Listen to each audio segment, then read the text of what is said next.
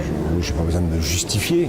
Il faut que je sois là et que je fasse le travail qui est nécessaire. Je le rappelle, si on s'engage sur ce mémorandum, c'est parce qu'au mois de janvier, il n'y a pas eu d'inscrit de Conseil européen de l'agriculture en cause d'un certain nombre de sujets, en particulier sur la question du terrorisme, que ce Conseil arrive le 15 février et que la France prend ses responsabilités en déposant un texte qui fixe un certain nombre de propositions et qui donne un certain nombre de perspectives, qui met en place un débat à l'échelle européenne, parce que je le dis, si je prends la question du lait par exemple, après la fin des quotas laitiers aujourd'hui, on a encore des pays qui augmentent leur production de près de 3-4%, alors qu'on est déjà en excédent d'offres. Même l'Observatoire du lait à l'échelle européenne, qui émane de la Commission européenne, indique que ce n'est pas une situation durable. Alors qu'est-ce qu'on fait? On attend, on reste. Donc je cherche à sensibiliser mes collègues et le Conseil européen pour qu'on bouge sur un certain nombre de ces sujets. Et ça vaut aussi pour l'embargo russe, ça vaudra aussi pour la demande sur l'étiquetage à l'échelle européenne.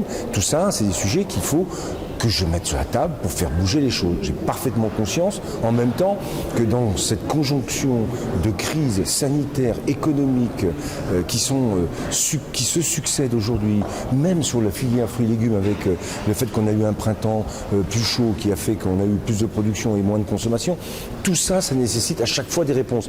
Les réponses de l'État, c'est on vient aider avec les moyens qui sont ceux de l'État pour permettre aux agriculteurs de passer ces moments conjoncturels.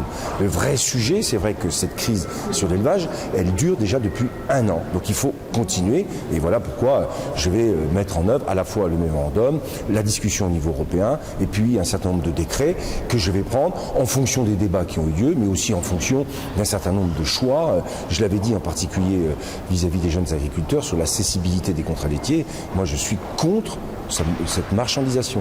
C'est déjà suffisamment cher de s'installer, on ne va pas en rajouter en plus. Et de la même manière, je l'ai dit aux jeunes agriculteurs hier soir, on prendra une mesure réglementaire pour que les agriculteurs qui, dans les 5 ans après leur installation, vivent une crise, ne soient pas remis en cause ce qu'on appelle leur DJA, c'est-à-dire leur dotation de départ, parce qu'ils n'atteignent pas les objectifs qui étaient fixés au départ. Quand on vit des crises comme celle-là, on ne peut pas demander à un jeune agriculteur d'atteindre des objectifs de revenus qui s'étaient fixés au moment de son installation. Et donc ça, je reviendrai aussi sur ce sujet.